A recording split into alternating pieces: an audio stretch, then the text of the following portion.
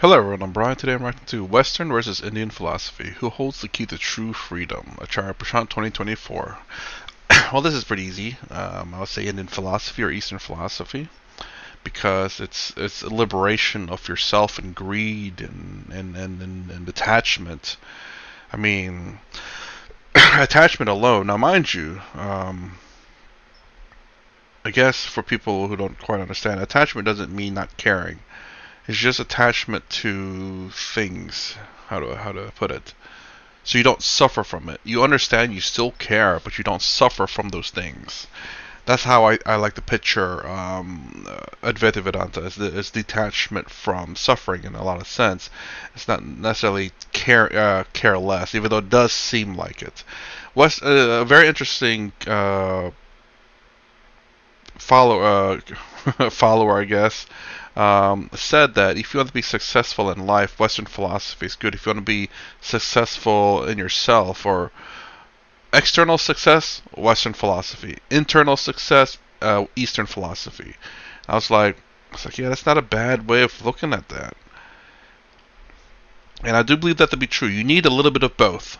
But I think a little bit of Western philosophy to be successful in life, and then a lot of Eastern philosophy for being more successful in yourself. And I think that being a bit more important than external success, because if you are suffering inside, it doesn't matter how externally successful you are still suffering.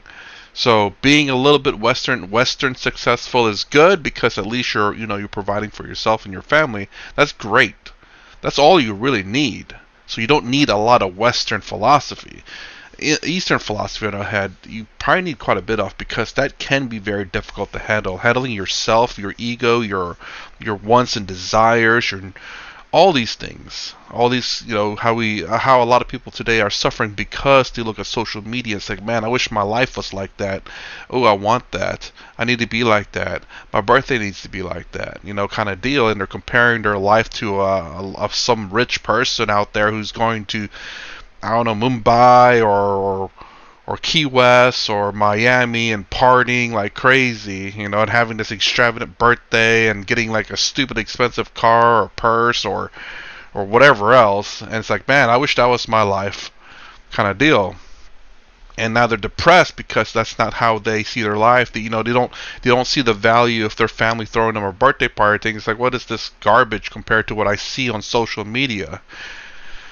That's why you need a lot of Eastern philosophy for that. It's to freaking tone down your attachment to things and realize what is more important in life. Don't get me wrong, internal peace is internal peace, internal detachment and enlightenment so much better. And then just appreciate the things that you have. And then don't get me wrong, if you're successful in the Western philosophy type front, then that's great. But if you're not successful internally, it doesn't matter. Anyways, let's get started. I think I said too much already. Srimad Bhagavad Gita talks about liberation of the ego and a unity with the nature. I mean, I don't have a clear sense of how these are exactly complementing each other and how they contradict each other. Whereas human beings, they are born without a predetermined purpose. So existentialism says that existence precedes essence.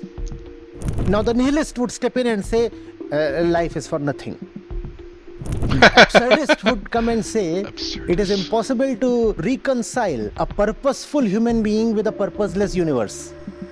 You can ask a small clarification. So I think there's mention of existential angst in his writings. The society that Sartre is coming from, France, of the last century, you see, they were still not really so much attuned to Vedantic philosophy that they could declare right at the outset that mukti is swabhav. Disclaimer: this video aims to bring peace, clarity, and understanding to one's life. It may, however, despite all our care... Oh, yeah, he says this a lot in his videos. Sir, firstly, thank you. Oh, real quick, that was some very interesting stuff. I've heard of some of those type of philosophies, nihilism and all that, but I never really studied into it just because, again, it never really cropped up, never really cared to look into it. But if I happen to see a video for it, I don't mind watching.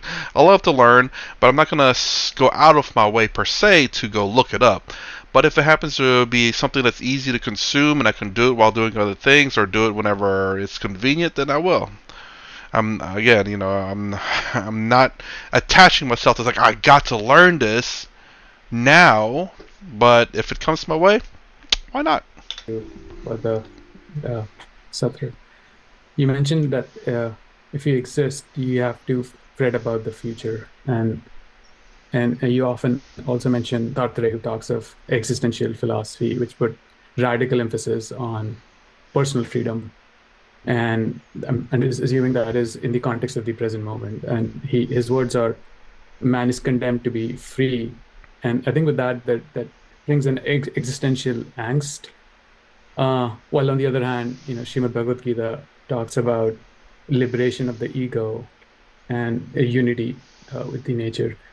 I mean, I don't have a clear sense of how these are exactly uh, complementing each other and how they contradict each Oh, let me hear him say it again. with the nature. I mean, liberation of the ego, and Srimad Bhagavad Gita talks about liberation of the ego and a unity with the nature. I mean, With the nature. I don't have a clear sense of how these are exactly complementing each other and how they contradict each other. They don't contradict each other. You see, what the existentialists, including Sartre, were saying was the nature of the human being is such that even if you want to suppress or disown consciousness, you will not succeed. So man is condemned to be free. And in that sense, Sartre would often quote a chair. He would take the example of a chair. He would say, the chair's existence, its purpose, they are all determined by somebody else. Form, purpose, everything is determined by somebody else. The chair exists for the sake of others. The chair has no volition over its present condition, and the chair will also not mind. Or even if it does not mind, we do not know. Whereas human beings, they are born without a predetermined purpose. So existentialism says that existence precedes essence. What does that mean? You exist, and then you have to discover your essence. Right. Which means, essentially, in the language of Neti Neti, that nobody outside of you can supply you with your essence. Right? You are born as a baby, and that's just existence. And then it is part of your freedom to consciously determine what life is for. What life is for. Now the nihilist would step in and say, life is for nothing. The absurdist would come and say, it is impossible to reconcile a purposeful human being with a purposeless universe. I never heard of the absurdist before. Yeah, absurdist. I've never heard of that one before. Which is fine. Even these three can be shown to be consistent with each other. That is all right. Right? But what you have to take from the existentialists is that they are very fiercely refusing any external dictation of human life and life's purpose. They are saying, you and only you go and find out what this life is for.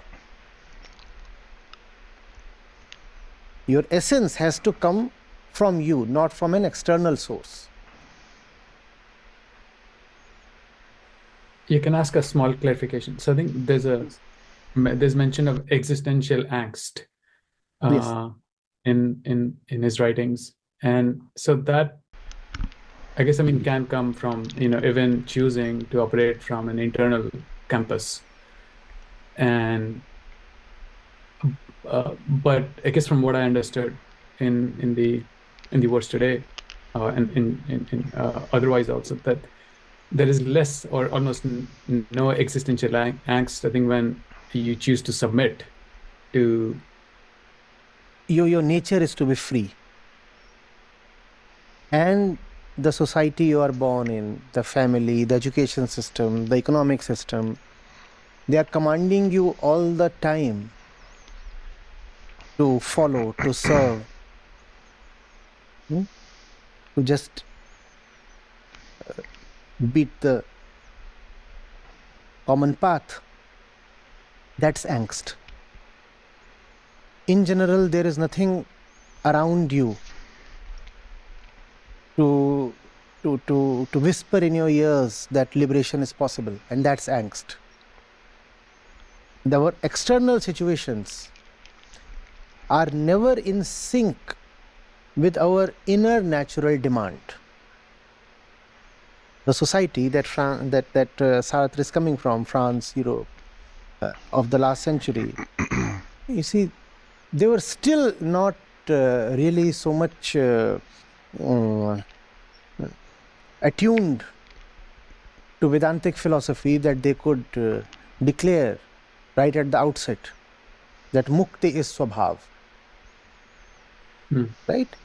And because France was recovering from the travails of the Second World War, it had become all the more important to rebuild, construct, give a structure to the nation and the economy and everything. Therefore, there has to be followership. Therefore, patterns have to be adhered to.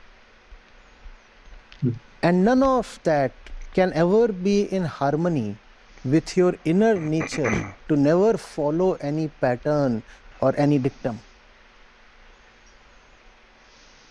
Are you getting? And that's angst. Something within me is not prepared to take lessons from anywhere. And yet the world is hell-bent on doling lessons at every steps. This one doles out lessons, that one does, and my grandmother, my teacher, my boss, my prime minister, my priest. Would he consider life lessons to be lessons as well? So, for example, like obviously, touching a hot object, that's a lesson to be learned. It's not from someone though. I wonder if that's considered to be part of this too. Again, he's talking about all these lessons that that are being taught to you, but these are all from people, grandmother, teacher, boss, prime minister, all people trying to teach you these things. I don't know if the world itself is a teacher as well. So again, a hot pot being a teacher, a drinking water from a river. You have number two really badly is a teacher, and maybe even something worse. Eating spoiled food is another teacher. I just wonder if that's categorized with this, or is that something separate? All of them want to shape me in their predetermined ways. And they also show me benefits. And yet there is something within that just won't agree. That's angst. That's angst. Out of this angst, you got that cultural revolution of the 60s and 70s. So much happened in Europe at that time. And that was definitely a revolution, because we don't want to. You remember? We don't need no education. The song. That's that. All in all, and the brick in the wall. I don't want to just follow that same pattern. We don't need no education. Teacher leave them kids alone. Because everybody was trying to cast the newcomer in his own desire and image.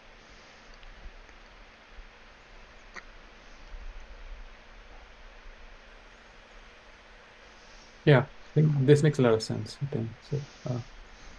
I'm kind of trying to make sense out of it. So, is he trying to say the sheer fact that because of World War II, that there needs to be a structure to kind of recreate civilization back again, to have law and order in France, because France surrendered to the Germans and they were under German occupation, which was not something obviously the France wanted.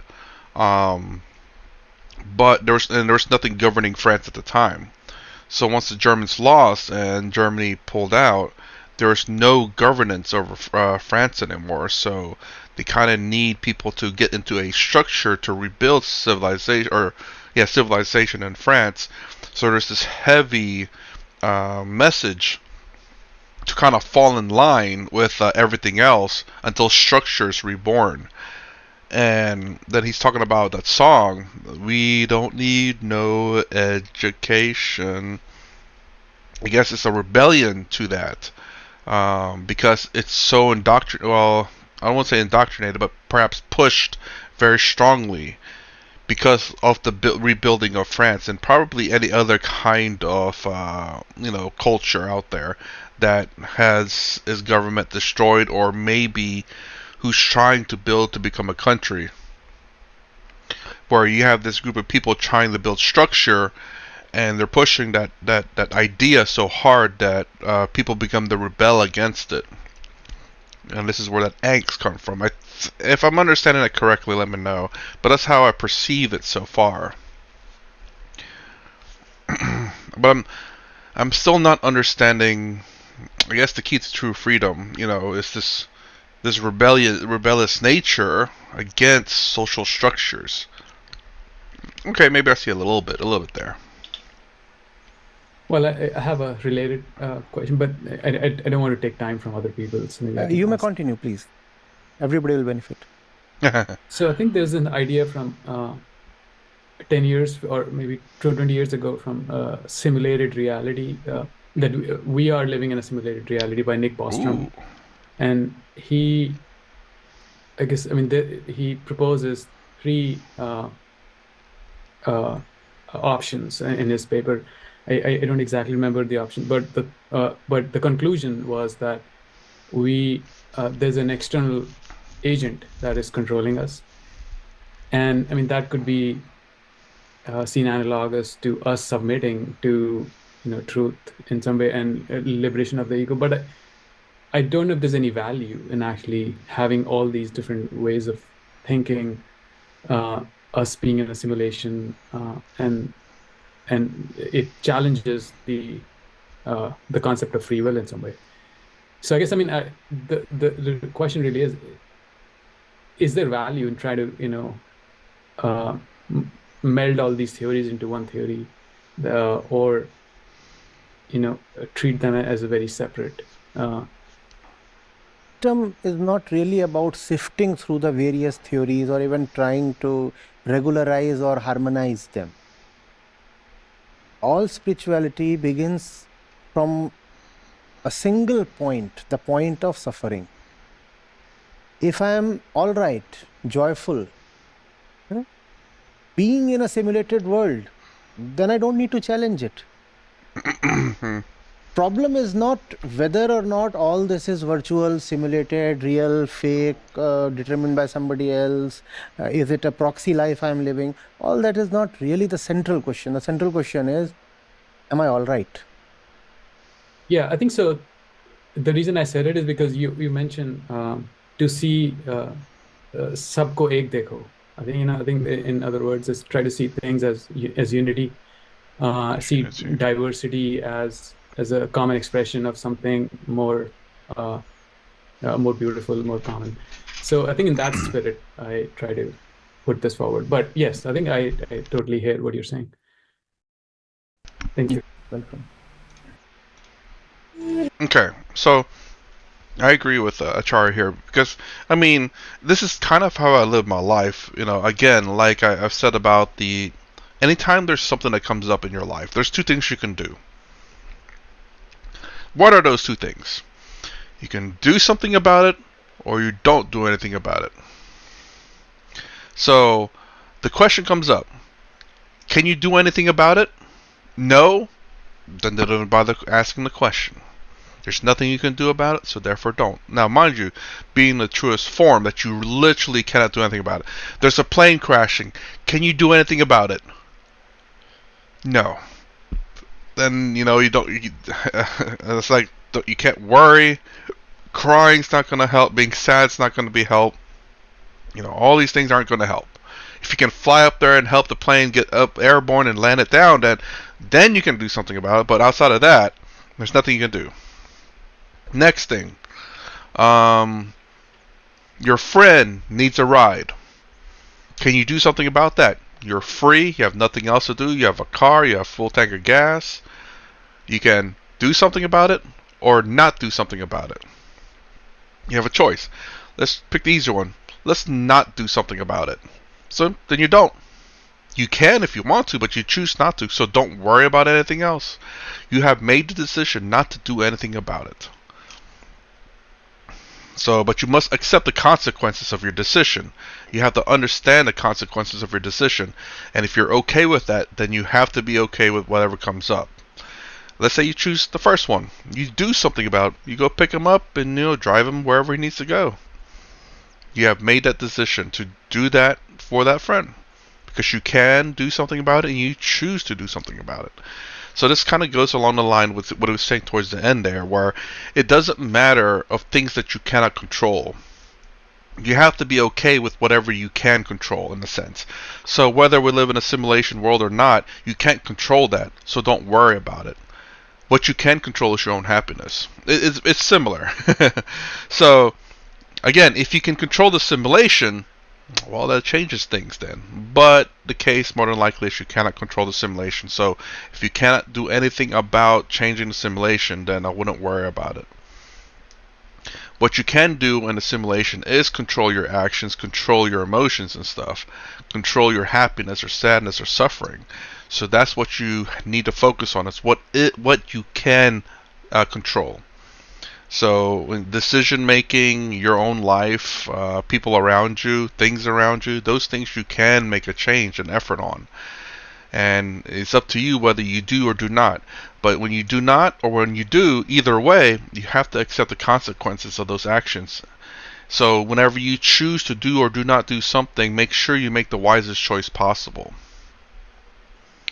So for example, if there's a valve that needs to be turned, otherwise it's going to explode, like something explodes out there, but your boss says turn it, you have a choice to make. You either turn it, and by knowing that it's going to turn, it's going to explode because you're following your boss's order, but you read in the manual that you shouldn't turn it. Even though your boss is saying turn the handle, turn the handle, turn the handle, you have a choice to make whether to turn it or not. If you turn it, it blows. Maybe something bad happens, maybe it doesn't. Maybe you get in trouble because, it says in the manual that you're not supposed to turn it, and you say the boss is telling me to turn it, but your boss is no longer alive. So how can you prove that, your boss said it?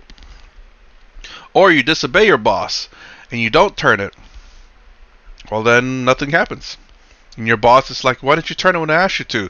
And you have to explain to him. It's like, well, it would have exploded. But instead what happens, the mechanism gets damaged. Maybe you get fired because you didn't turn it. The boss would have said no, it wouldn't have exploded. It would have fixed the issue and it would have been fine. Now we have a ruined machine. Both bad outcomes. One of them is the lesser of the two evils though. But the whole point is just that make the wisest decision possible. Live with the choice that you make.